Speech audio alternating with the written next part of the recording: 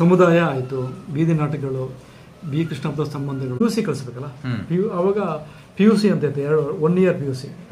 ಅದು ಕಳಿಸ್ಲಿಕ್ಕೆ ಇವರು ದುಡ್ಡು ಇರಲಿಲ್ಲ. ಒಂದು ವರ್ಷ ನಾನು ದನ ಕಾದ್ಬಿಡ್ತೀನಿ, ಆ ದುಡ್ಡು ನನಗೆ ಕೊಡಿ ಅಂತ ಹೇಳ್ದೆ. ನಾನು ನೆಕ್ಸ್ಟ್ ಇಯರ್ ಕಾಲೇಜಿಗೆ ಹೋಗ್ತೀನಿ ಅಂತ ಹೇಳ್ದೆ. ಅವಾಗ ನಮ್ಮ ಲೀಡರ್ಗಳಾದಂಥವ್ರು ತೀನಾ ಶ್ರೀನಿವಾಸು, ಶಿವಾನಂದ್ ಕುಗ್ವೆ, SS ನಾಗರಾಜು, ಆಮೇಲೆ ಅದರಂತೆ ವಿಶ್ವನಾಥ್. ರುದ್ರಪ್ಪನವರೇ ನಮಸ್ಕಾರ. ನಮಸ್ತೆ. ನಿಮ್ಮನ್ನ ನಾವು 80ರ ದಶಕದಲ್ಲಿ 70ರ ಕೊನೆ ಭಾಗ ಇರ್ಬೋದು, ಬಟ್ ನನ್ನ ಗಮನಕ್ಕೆ ನೀವು ಬಂದಿದ್ರೆ 80ರ ನಂತರ. 80ರ ಆರಂಭದಲ್ಲಿ ನಾವೆಲ್ಲ ದಲಿತ ಸಂಘರ್ಷ ಸಮಿತಿ ಸೇರೋದಕ್ಕೆ, ಆ ದಲಿತ ಸಂಘರ್ಷ ಸಮಿತಿ ಸಾಗರ ಭಾಗದಲ್ಲಿ ಹೆಚ್ಚು ಸಂಘಟನೆ ಆಗಲಿಕ್ಕೆ, ಆಮೇಲೆ ಸಮುದಾಯ, ಆಮೇಲೆ ವೈಚಾರಿಕ ವಿಚಾರಗಳು ಇವೆಲ್ಲ ಪ್ರಾರಂಭ ಆಗಲಿಕ್ಕೆ, ಮತ್ತು ಅವಾಗ ನಮ್ಮ ಲೀಡರ್ಗಳಾದಂಥವ್ರು ತೀನಾ ಶ್ರೀನಿವಾಸು, ಶಿವಾನಂದ್ ಕುಗ್ವೆ, SS ನಾಗರಾಜು, ಆಮೇಲೆ ಅದರಂತೆ ವಿಶ್ವನಾಥ್, ಇವರೆಲ್ಲರೂ ಏನ್ ಮಾಡ್ತಾ ಇರ್ತಿದ್ರು ಅಂದ್ರೆ, ರುದ್ರಪ್ಪನವ್ರ ಹತ್ರ ನಾವು ಹೋಗೋಣ, ಚರ್ಚೆ ಮಾಡೋಣ. ಇಲ್ಲಿ ಯಾವುದೋ ಒಂದು ಸಮಸ್ಯೆ, ಯಾವುದೇ ಅಡ್ಮಿನಿಸ್ಟ್ರೇಷನ್ ಸಮಸ್ಯೆ ಇದ್ರೆ ರುದ್ರಪ್ಪನವ್ರ ಹತ್ರ ಹೋಗೋಣ, ಅಲ್ಲಿ ಚರ್ಚೆ ಮಾಡೋಣ ಅಂತಿದ್ರು. ನಾವು ಇಲ್ಲಿ ತಡೀರಿ, ನಾವೆಲ್ಲರೂ ಚರ್ಚೆ ಮಾಡೋಕ್ಕೆ ಎಲ್ಲಿ ಹೋಗ್ತಿದ್ವಿ? ನೀವು ಸಾಗರ್ ಲಾಡ್ಜ್, ಕುಂಟೆ ಬ್ರದರ್ಸ್ ಮೇಲ್ಗಡೆ ಲಾಡ್ಜಲ್ಲಿ ನೀವು ಮ್ಯಾನೇಜರ್ ಆಗಿದ್ರಿ. ನಿಮ್ಮ ಹತ್ರ ಬಂದು ನೀವು ನಿಮ್ಮ ಕಸ್ಟಮರ್ಗಳನ್ನ ಅದೆಲ್ಲ ಮಾಡ್ಕೊಂಡು ಸ್ವಲ್ಪ ಸಮಯ ಹಿಡ್ಕೊಂಡು ಅಲ್ಲೇ ನಿಮ್ಮ ಏನು ವಿಸಿಟರ್ಸ್ ಕೂತ್ಕೊಂತಿದ್ರು ಅಲ್ಲೇ ಕೂತ್ಕೊಂಡು ನಿಮ್ಮ ಹತ್ರ ಮಾತಾಡೋಂಥ ಇದೆಲ್ಲ ನನ್ನ ನೆನಪಿನಲ್ಲಿ ಉಳ್ಕೊಂಡಿದೆ. ಅದರ ನಂತರದಲ್ಲಿ ಡಿಸ್ಕನೆಕ್ಟ್ ಆಯಿತು. ಆಮೇಲೆ ರುದ್ರಪ್ಪನವ್ರು ನಾವು ಎಲ್ಲಿ ನೋಡಿದೀವಿ ಅಂದರೆ, ಕರ್ನಾಟಕದ ಉದಯ ಟಿವಿಯ ನೀವು ಬ್ಯೂರೋ ಚೀಫ್ ಆದ್ರಿ. ಆವಾಗ ಆ ಟಿವಿ ಒಳಗಡೆ ನಿಮ್ಮನ್ನು ನಾವು ನೋಡಿದೀವಿ. ಇದಿಷ್ಟು ರುದ್ರಪ್ಪನವರು ನೆನಪುಗಳು ನಮ್ಮ ಮನಸ್ಸಿನಲ್ಲಿ ಇರುವಂಥದ್ದು. ಇದು 85ರ ನಂತರದಲ್ಲಿ ಅಂತೇಳಿದ್ರೆ 40 ವರ್ಷದ ನಂತರ ನಾನು ನಿಮ್ಮನ್ನ ಇವತ್ತೇ ನಮ್ಮ ಆಫೀಸಲ್ಲಿ ಭೇಟಿ ಮಾಡ್ತಿದ್ದೀನಿ. ಬಟ್ ಫೋನ್ ಸಂಪರ್ಕ ಆಗಾಗ ಅದಿತ್ತು, ಸೋಷಿಯಲ್ ಮೀಡಿಯಾ ಅದಿತ್ತು ರುದ್ರಪ್ಪನವರೇ. ಹಂಗಾಗಿ ರುದ್ರಪ್ಪನವರೇ, ನೀವೊಬ್ರು ನನಗೆ ಬಹಳ ವಿಶೇಷ ವ್ಯಕ್ತಿಯಾಗಿ ಕಾಣ್ತೀರ. ಆದ್ರೆ ನಮಗೊಂದು ಕುತೂಹಲ ಇದೆ, ರುದ್ರಪ್ಪನವರ ಸ್ವಂತ ಊರು ಯಾವುದು, ಎಲ್ಲಿ ಬೆಳೆದ್ರು, ಎಲ್ಲಿ ಹೋದ್ರು ಅಂತ. ನೀವು ಮುಳುಗಡೆಯಿಂದ ಬಂದವರು ಅಂತ ನನಗೆ ಗೊತ್ತಿದೆ, ಆದ್ರೆ ನಿಮ್ಮ ಬಾಯಿನಲ್ಲೇ ಕೇಳಬೇಕೀಗ. ರುದ್ರಪ್ಪನವರೇ, ನೀವು ಪ್ರಾರಂಭ ಮಾಡಿ, ನೀವು ಎಲ್ಲಿಂದ ನಿಮ್ಮ ಪ್ರಾರಂಭ ಅಂತ. ನಾವು ಲಿಂಗನಮಕ್ಕಿ ಅಣೆಕಟ್ಟಲ್ಲಿ ನಮ್ಮ ಜಮೀನು ಮುಳುಗಡೆ ಆಯಿತು 64ಅಲ್ಲಿ. ಅದರ ನಂತರ ನಾವಿಲ್ಲಿ ನಂತರ ಈ ಸಾಗರ ತಾಲೂಕು ತ್ಯಾಗಾರ್ತಿ ಅಂತ ಇದೆ, ಅದಕ್ಕಿಂತ 1 ಕಿಲೋಮೀಟರ್ ಈಚೆಗೆ ಮಳ್ಳ ಅಂತ ಊರಿದೆ, ಅದರ ಆಪೋಸಿಟ್ ಸೈಡಲ್ಲಿ ಬರುತ್ತೆ. ಅಲ್ಲೊಂದು 8 ಎಕರೆ ಜಮೀನು ನಮ್ಮ ಸೋದರ ನಮ್ಮ ಮಾವ ಅವರು ಕೊಡಿಸಿದ್ರು. ಅಲ್ಲಿ ನಾವು ಸಾಗುವಳಿ ಮಾಡ್ತಾ ಇದ್ವಿ. ನಮ್ಮ ತಂದೆ ಅವ್ರಿಗೇನೋ ನಾವೆಲ್ಲ ಮಕ್ಕಳು ಸ್ವಲ್ಪ ಹೆಚ್ಚು ಜಾಸ್ತಿ ಎಲ್ಲ, 3 ಜನ ಬ್ರದರ್ಸು, 6 ಜನ ಸಿಸ್ಟರ್ಸು. ಅವ್ರೆ ಅದು ಈ ಮಕ್ಕಿ ಗದ್ದೆ ಅಂದರೆ ಮಳೆ ಆಶ್ರಿತ ತೋಟ ಅಲ್ಲ ಅದು ಆ್ಯಕ್ಚುಲಿ. ಅವ್ರು ತುಂಬ ತೊಂದರೆ ಆಯಿತು ಅವರಿಗೆ. ಕಾರಣಾಂತರದಿಂದ ಆ ಜಮೀನನ್ನ 72ನಲ್ಲೂ ಏನೋ ಮಾರಿಬಿಟ್ರು. ಅವರು ಮಾರಿದ ಮೇಲೆ ಅವ್ರಿಗೆ ಪುನಃ ಜಮೀನು ಮಾಡ್ಲಿಕ್ಕೆ ಆಗಲಿಲ್ಲ. ಅಲ್ಲಿಂದ ನಮಗೆ ಎಲ್ಲ ತೊಂದರೆಗಳು ಆರಂಭ ಆಯಿತು, ಆರ್ಥಿಕ ಸಂಕಷ್ಟಗಳು ಆರಂಭ ಆಯಿತು. ನಾನು ಆ ಟೈಮಲ್ಲೆಲ್ಲ ಕಾಲೇಜಿಗೆ ಬಂದಿದ್ದೆ ಆ್ಯಕ್ಚುಲಿ. ನಿಮ್ಮ ಬಾಲ್ಯ ವಿದ್ಯಾಭ್ಯಾಸಗಳೆಲ್ಲ ಎಲ್ಲಿ ನಡೀತು? ನಾನು 5ನೇ ಕ್ಲಾಸ್, ನಾನು ಸೇರಿದ್ದೆ 5ನೇ ಕ್ಲಾಸಿಗೆ. ಡೈರೆಕ್ಟ್ ಆಗಿ ಇದು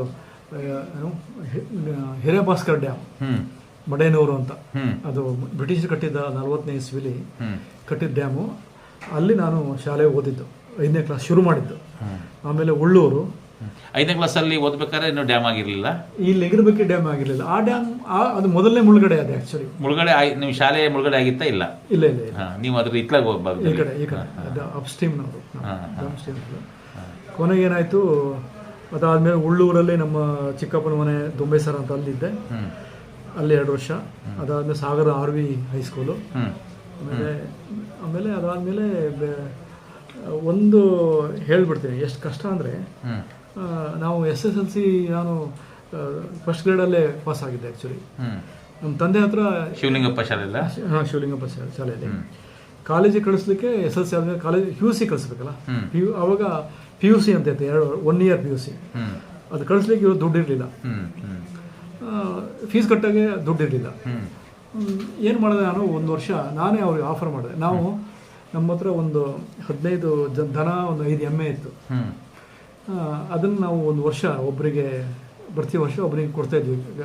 ಅವನಿಗೆ ವರ್ಷ ಪೂರ್ತಿ ಊಟ, 3 ಹೊತ್ತು ಊಟ ನಮ್ಮ ಮನೇಲಿ ಉಳ್ಕೊಬೇಕು. ಅವನಿಗೆ ಕಂಬಳಿ, ಒಂದು ಜೊತೆ ಬಟ್ಟೆ, ಮತ್ತು ದುಡ್ಡು. ಅದು ದುಡ್ಡಲ್ಲ, ಅವಾಗ ಎಷ್ಟೋ 8 ಚೀಲ ಭತ್ತ. 8 ಚೀಲ ಭತ್ತ ಒಂದು ವರ್ಷಕ್ಕೆ. ಆಮೇಲೆ ಅವರಿಗೆ 3 ಹೊತ್ತು ಊಟ, ಕಂಬಳಿ, ವರ್ಷ ಬಟ್ಟೆ ಎಲ್ಲ ಕೊಡಬೇಕಲ್ಲ. ನಾನೇ ನಮ್ಮ ತಂದೆಯವ್ರಿಗೆ ಆಫರ್ ಮಾಡಿದೆ, ಒಂದು ವರ್ಷ ನಾನು ದನ ಕಾದ್ಬಿಡ್ತೀನಿ, ಆ ದುಡ್ಡು ನನಗೆ ಕೊಡಿ ಅಂತ ಹೇಳಿದೆ. ನಾನು ನೆಕ್ಸ್ಟ್ ಇಯರ್ ಕಾಲೇಜಿಗೆ ಹೋಗ್ತೀನಿ ಅಂತ ಹೇಳಿದೆ. ಅದೇ ಥರ ಒಂದು ವರ್ಷ ನಾನು ದನ ಕಾದೆ. ನನಗೆ ಇವತ್ತಿಗೂ ಕೂಡ ಕೆಲವರಿಗೆಲ್ಲ ಈ ಒಂದು ನಾವು ಆಡು ಮಾತಲ್ಲಿ ಕೆಟ್ಟದಾಗ ಬೈಬೇಕು ಅಂದರೆ ದನ ಕಾಯೋನೆ ಅಂತೀವಿ ನಾವು, ಕುರಿ ಕಾಯೋನೆ ಅಂತೀವಲ್ಲ. ಆ ಕುರಿ ಕಾಯೋದಿರ್ಬೋದು, ದನ ಕಾಯೋದಿರ್ಬೋದು, ಅಷ್ಟು ಸುಲಭದ ಕೆಲಸ ಅಲ್ಲ. ಸುಲಭ ಅಲ್ಲ, ಅದನ್ನಷ್ಟು ಕನಿಷ್ಠ ಉದ್ಯೋಗನೂ ಅಲ್ಲ. ಕನಿಷ್ಠ ಅಲ್ಲ, ಅದು ಹೇಳ್ತೀನಿ ಕೇಳಿ ನಿಮಗೆ. ಒಂದು ದನ ಕಾಯಬೇಕು ಅಂದರೆ ದನಗಳದ್ದು ಅಭ್ಯಾಸ ಇರುತ್ತಲ್ಲ, ಒಂದು ತಂಟೆ, ಒಂದು ನಮ್ಮಲ್ಲಿ ಒಂದು ವರ್ಡ್ ಹೇಳ್ತಾರೆ, ಈ ತುಡುಗಿನ ದನ ಅಂತ ಹೇಳ್ತಾರೆ. ಅದ್ರ ಕೆಲಸ ಏನು ಅಂದರೆ, ಒಂದು 8 ದನ ಅದು ಮೇಯೋದೇ ಇಲ್ಲ, ಮೇಯೋದು ಅಭ್ಯಾಸನೇ ಇಲ್ಲ. ಸಾಮಾನ್ಯವಾಗಿ ಕಷ್ಟಪಟ್ಟು ಮೇಯೋ ಅಭ್ಯಾಸನೇ ಇಲ್ಲ. ಹೋಗಿ ಇನ್ನೊಬ್ರು ಜಮೀನಲ್ಲಿ ನುಗ್ಗಬೇಕು, ತಿನ್ನಬೇಕು, ಓನರ್ಗಳು ಜಗಳ ಆಗಬೇಕು, ಅಲ್ಲಿ ಜಗಳ ಆಗಬೇಕು, ಆಮೇಲೆ ಅವರು ಅದನ್ನು ದುಡ್ಡಿಗೆ ಕಳಿಸ್ಬೇಕು. ಈ ಥರ ನನಗೆ ಸಾಕಾಗ್ಬಿಡೋದು. ನಮ್ಮಲ್ಲಿ ಒಂದು ಬೋಳಿ ಅಂತ ಒಂದು ದನ ಇತ್ತು, ಅದರ ಅದೇ ಕೆಲಸ ಅದು. ನನಗೆ ಎಷ್ಟು ಏನಾಗ್ತಿತ್ತು ಅಂದರೆ, ನಾನು ಕಂಬಳಿ ಕಟ್ಕೊಂಡು, ಬುತ್ತಿ ಕಟ್ಕೊಂಡು ಹೋದರೆ, ಈ ಜೋರು ಮಳೆ ಬರುತ್ತಲ್ಲ ನಮ್ಮ ಮಲೆನಾಡಲ್ಲಿ, ಆವಾಗ 3 ತಿಂಗಳು ಕಂಟಿನ್ಯೂಸ್ ಮಳೆ. ನಿಂತ್ಕೊಂಡು ಊಟ ಮಾಡಬೇಕು ಅಂದರೆ ಛತ್ರಿ ಇಲ್ಲ. ಛತ್ರಿ ಹಿಂಗೆ ಇಟ್ಕೊಂಡ್ರೆ ಕಿತ್ತೋಗ್ಬಿಡುತ್ತೆ. ಛತ್ರಿನೂ ಇಲ್ಲ, ಕಂಬಳಿನೇ ಕೂತ್ಕೊಂಡ್ರೆ ನೀರು ಬರ್ತಾ ಇರುತ್ತೆ. ಕೂತ್ಕೊಳ್ಳೋಕೆ ಜಾಗ ಇಲ್ಲ, ಎಲ್ಲಿ ಕೂತ್ಕೊಳ್ಳೋದು? ನಿಂತ್ಕೊಂಡು ಊಟ ಮಾಡಬೇಕು. ಊಟ ಮಾಡೋಕ್ಕೂ ಬಿಡ್ತಿರ್ಲಿಲ್ಲ. ಈ ದನಗಳು ಹೋಗ್ಬಿಟ್ಟು ಎಲ್ಲೋ ಯಾರ್ದೋ ಜಮೀನಿಗೆ ಹೋಗೋದು, ಎಲ್ಲ ಜಗಳಕ್ಕೆ ಬರೋದು. ಕಣ್ಣಲ್ಲಿ ನೀರು ಹಾಕ್ಬಿಟ್ಟಿದ್ದೀವಿ ನಾವು. ಅಂದರೆ ದನ ಕಾಯೋದು ಅಂತ ಹೇಳ್ತಾರಲ್ಲ, ಅಷ್ಟು ಸುಲಭ. ಆಡು ಮಾತಿನಲ್ಲಿ ದನ ಕಾಯೋನೆ ಅಂತ ಹೇಳ್ತಾರೆ ಬಿಟ್ರೆ, ದನ ಕಾದಂತವ್ರು ಶ್ರೀಕೃಷ್ಣ ಪರಮಾತ್ಮ ಅಲ್ವಾ? ಕರೆಕ್ಟ್. ಅದೊಂದು ಆಮೇಲೆ 1 ವರ್ಷ ನೀವು ಜವಾಬ್ದಾರಿ ತಗೊಂಡ್ರಿ. ಅದಾಯ್ತು. ಆಮೇಲೆ ನಾನು ಶಿವಮೊಗ್ಗದಲ್ಲಿ PUC ಓದಿದೆ. ಅಲ್ಲ, 1 ವರ್ಷ ಜವಾಬ್ದಾರಿ ಮಾಡಿದೆ. 1 ವರ್ಷ ದನ ಕಾದಿದ್ದೀನಿ ನಾವು. 1 ವರ್ಷ ಡಿಸ್ಕಂಟಿನ್ಯೂ ಮಾಡಿದ್ರಿ. ಆ ಟೈಮಲ್ಲಿ ದನ ಕಾದ್ಬಿಟ್ಟು ಆ ದುಡ್ಡನ್ನು ಇಸ್ಕೊಂಡು ನೆಕ್ಸ್ಟ್ PUC ಓದಿದೆ. ಎಲ್ಲೋದ್ರಿ? Shivamogga national college. ಅದಾದ್ಮೇಲೆ ಮತ್ತೆ ಸಾಗರಕ್ಕೆ ಬಂದು, ಅಷ್ಟೊತ್ತಿಗೆ ಮತ್ತೇನೋ ನಮ್ಮ ತಂದೆಯವ್ರ ಪರಿಸ್ಥಿತಿ ಇಂಪ್ರೂವ್ ಆಗಿತ್ತು. ಸಾಗರದಲ್ಲಿ BCom ಸೇರಿಕೊಂಡೆ, LB ಕಾಲೇಜು.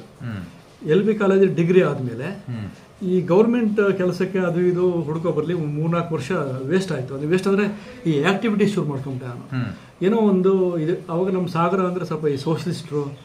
ಆಮೇಲೆ 72ನಲ್ಲಿ ನಾನು ಸಮಾಜವಾದಿ ಯೋಜನಾ ಸಭಾದ ಮೆಂಬರು. ತಾಳಗುಪ್ಪದಲ್ಲಿ ಒಂದು ಶಿಬಿರ ಆಯಿತು. ಅನಂತಮೂರ್ತಿ, ತೇಜಸ್ವಿ, ಲಂಕೇಶ್, ನಂಜುಂಡಸ್ವಾಮಿ, ನೀವು ಯಾರು, ND ಸುಂದರೇಶ್, ಪುಟ್ಟಯ್ಯನವರು, ಶಾಮಣ್ಣ, ನೀವು ಯಾರು ಹೆಸರು ಹೇಳ್ತೀರಾ, ಬಂಗಾರಪ್ಪನವರು, ಕಾಗೋಡು ತಿಮ್ಮಪ್ಪನವರು, ಎಲ್ಲರೂ ಆ ಶಿಬಿರದಲ್ಲಿ ಭಾಗವಹಿಸಿದ್ರು.